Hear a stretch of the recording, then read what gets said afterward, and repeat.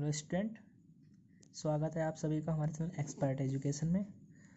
आज ये 10th class का आपका वीडियो है। 10th क्लास में जो जीव विज्ञान का वैसे पहला चैप्टर है, लेकिन ये आपकी बुक जो है एनसीईआरटी की उसमें 6 नंबर पे दे रखा है जीवन की प्रक्रियाएं। कौन कौन सी जीवन की प्रक्रियाएं होती हैं, इस पार्ट पर मैं आपको एक लाइव वीडियो दिखा चुका हूँ। उसमें मैंने आपको जो है वो पोषण संबंधी कुछ बातें की थी, ठीक है। उसके बाद में आप हमारी वीडियो के लिंक में जाके देखिए। उसके बाद में सबसे पहले आता है डाइजेस्टिव सिस्टम। तो डाइजेस्टिव सिस्टम आपको 2 पार्ट में मिल जाएगा, पार्ट 1 पार्ट 2 के नाम से, ठीक है। उसके बाद में आप इसी में रेस्पिरेटरी सिस्टम पढ़ेंगे, इसी में आपका उत्सर्जन होगा, इसी में आपका प्रजनन होगा। सारे तंत्र आपको मैं पढ़ाऊँगा, लेकिन उससे पहले आपको मैं कुछ नोट्स बनवा रहा हूँ। ये नोट्स आप इसे बनाएंगे, ठीक है। जिसे आप ये देख रहे हैं एनसीईआरटी की पाठ्यपुस्तक से पाठ्यगत प्रश्न। ये जो प्रश्न है आपको एनसीईआरटी के लास्ट में ना मिलके, जैसे आप अपनी बुक कोई देखेंगे निकाल के, कोई सी भी एनसीईआरटी, चाहे आप कितनी भी पुरानी एनसीईआरटी हो, देखिए जैसे मान लीजिए इसमें ये जैव प्रक्रम नाम से दे रखा है आपका चैप्टर नंबर 6, ठीक है।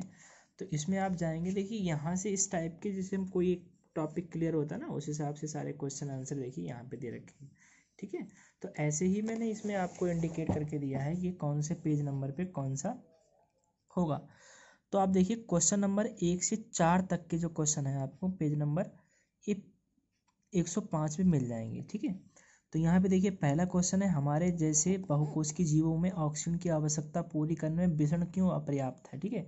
इसका पूरा आंसर यहाँ पे इन्होंने दे रखा है। कोई वस्तु सजीव है, इसका निर्धारण करने के लिए हम किस मापदंड का प्रयोग करेंगे। तो आपको पता ही, कोई सजीव अगर ये मैंने अपनी वीडियो में समझाया, सजीव भोजन करते हैं, दर्द महसूस करते हैं, सांस लेते हैं, प्रजनन करते हैं, वृद्धि करते हैं, ये सारी किसकी एक्टिविटी होती हैं, किसके गुण हैं, ये सभी सजीवों के हैं। अगला तीसरा क्वेश्चन है, किसी जीव द्वारा किन कच्ची सामग्रियों का उपयोग किया जाता है। कोई जीव जो होता है वो किन का प्रयोग करता है, तो भोजन का करेगा, ऑक्सीजन का करेगा और जल का करेगा। उसके बाद में अगला क्वेश्चन दे रखा है, जीवन के अनुरक्षण के लिए आप किन प्रक्रमों को आवश्यक मानेंगे। अनुरक्षण का मतलब क्या हुआ, चलाने के लिए। तो जीवन को चलाने के लिए हमें क्या चाहिए, पोषण चाहिए सबसे पहले, तो जिससे हमें ऊर्जा मिलेगी। सांस लेने के लिए श्वसन क्रिया करेंगे, बहन करेंगे और क्या करेंगे, उत्सर्जन करेंगे, ठीक है। उसके बाद में ये जो आपका चैप्टर क्वेश्चन नंबर 5 से लेके और क्वेश्चन नंबर आपका ये देखिए आप यहाँ से 9 तक, ठीक है। ये जो क्वेश्चन आपके हैं ये पेज नंबर आपके 111 पे दे रखे हैं। आप 111 नंबर की पेज नंबर खोलिए एनसीईआरटी में, उसमें आपको मिल जाएगा। ये पोषण है, मैंने आपको पढ़ा दिया है। पोषण विषम पोषण क्या होते हैं, इनमें अंतर, ठीक है।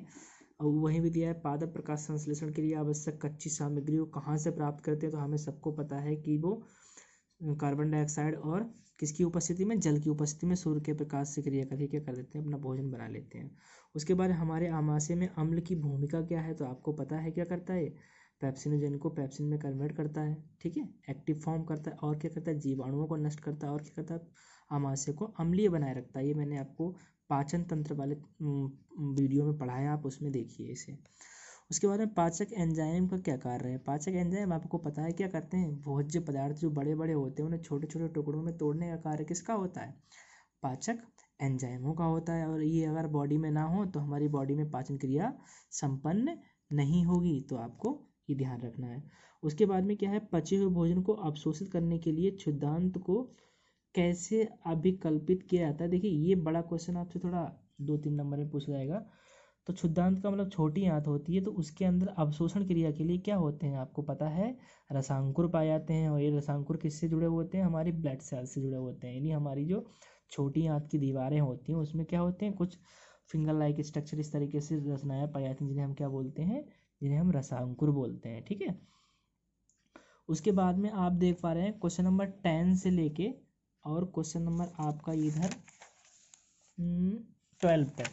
ये जो क्वेश्चन है आपको पेज नंबर 116 पे, 116 नंबर पे मिलेंगे। क्वेश्चन दिया है, ग्लूकोज के नहीं सॉरी क्वेश्चन दिया है, श्वसन के लिए ऑक्सीजन प्राप्त करने की दिशा में एक जलीय जीव की अपेक्षा स्थलीय जीव किस प्रकार लाभप्रद हैं।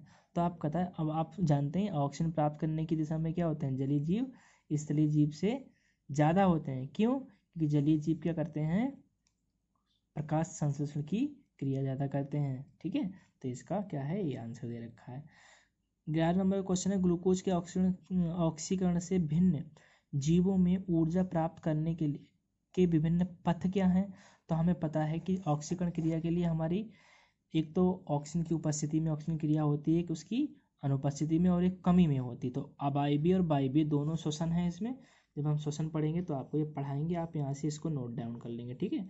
अवायवीय का मतलब क्या है? जिसमें ऑक्सीजन की आवश्यकता ना हो, और वायवीय का मतलब क्या है? जिसमें ऑक्सीजन की आवश्यकता हो। तो ये इस तरीके से इसका ये समीकरण में दे रखा है, किस हिसाब से ऑक्सीजन की उपस्थिति में, अनुपस्थिति में और उसकी कमी में और कौन सी क्रिया कहाँ संपन्न होती है। ये सारी चीज़ें आप यहाँ से नोट डाउन करेंगे। ये मैं आपको इसलिए बता रहा हूँ क्योंकि आपको कोई बुक कोई नोट्स लेने की ज़रूरत नहीं है, ये NCERT के आपके नोट्स हैं, ठीक है। मनुष्यों में ऑक्सीजन तथा कार्बन डाइऑक्साइड का परिवहन कैसे होता है? तो आपको पता है किसके द्वारा होता है? हीमोग्लोबिन के द्वारा होता है। ये वर्णक पाया जाता है हमारे रुधिर में, इसके द्वारा क्या होता है? हमारी जो वायु होती है वो एक स्थान से दूसरे स्थान पे क्या होती है? ट्रांसफ़र हो जाती है। उसके बाद में दे रखा है इसमें, देखिए स्टूडेंट, अगला क्वेश्चन जो हमारा 13 का है, ये भी 116 नंबर पर मिलेगा। लिखा है वो है इसमें, देखिए लिखा है, गैसों के विनिमय के लिए मानव फुफ्फुस में अधिकतम क्षेत्रफल को कैसे अभिकल्पित किया जाता है? आप कैसे जानकारी प्राप्त करेंगे कि मानव जो गैसों का विनिमय है वो कैसे होता है? तो इसका आंसर आपको यहाँ मिल जाएगा, देखिए, ठीक है। आप यहाँ से नोट डाउन करें। अगला क्वेश्चन 14 नंबर का, ये जो क्वेश्चन है आपको ये मिलेगा पेज नंबर 122 पे दिया है। मानव में वहन तंत्र के घटक कौन से हैं? इन घटकों के कार्य। इसका मतलब आपसे परिसंचन तंत्र पूछा गया है, और परिसंचन तंत्र में आपकी मुख्य रूप से 3 चीज़ें होती हैं। क्या होती हैं? हृदय होता है, हृदय के बाद में रुधिर होता है, और क्या होती है? रुधिर वाहिनियाँ होती हैं। इन चीज़ों से मिलकर हमारा क्या बनता है? परिसंचन तंत्र बनता है, ठीक है। तो इन तीनों के बारे में आपको डिटेल से मैं पढ़ाऊंगा जब आपको सर्कुलेटरी सिस्टम पढ़ाऊंगा। अभी आप यहाँ से नोट डाउन कर लीजिए, ये इसके नोट्स बना लीजिए।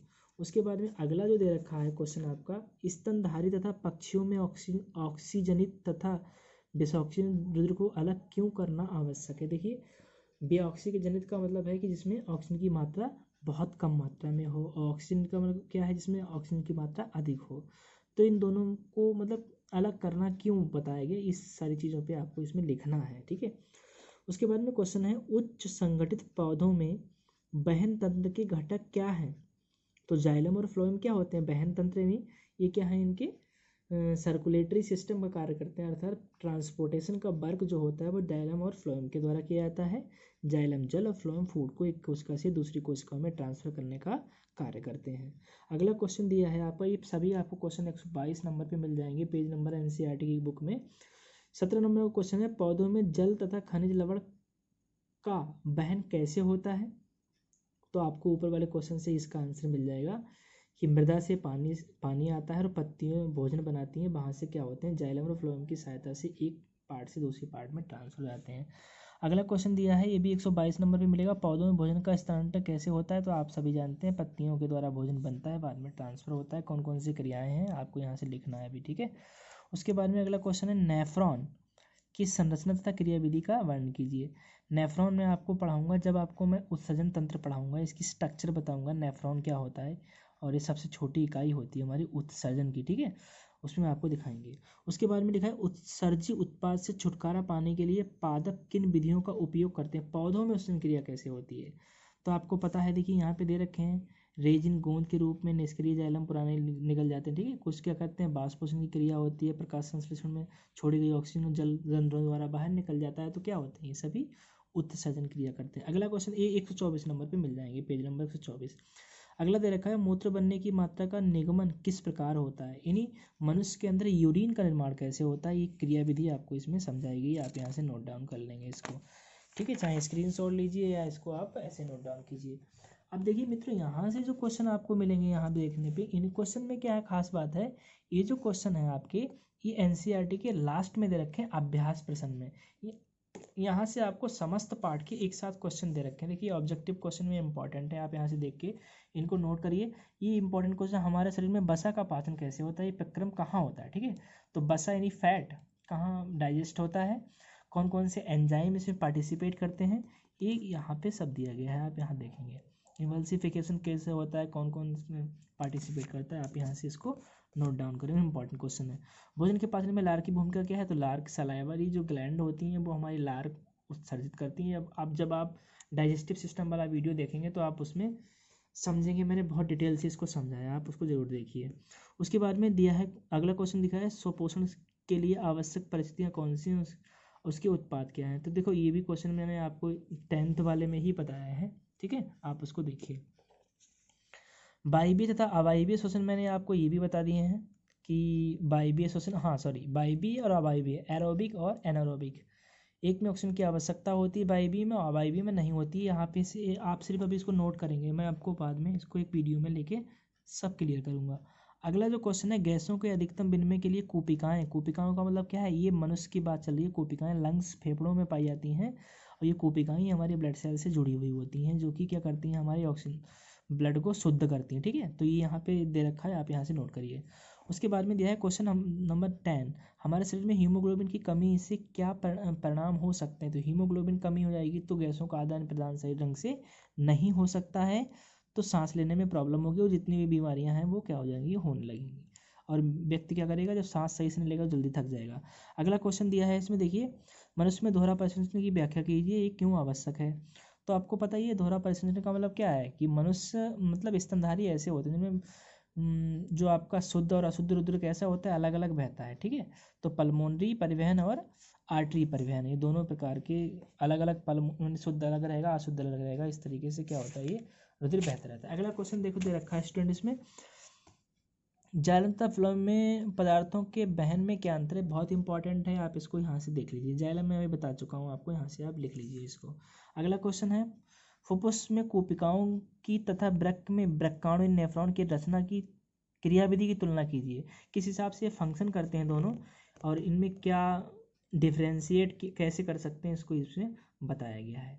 तो इस वीडियो में मैंने आपको ये बताया कि एनसीईआरटी की जो बुक है आपकी कक्षा 10, इसमें जितने भी आपके क्वेश्चन आंसर दे रखे हैं उन सभी का मैंने एक वीडियो में आपको चैप्टर नंबर 6 के सभी हल बता दिया है।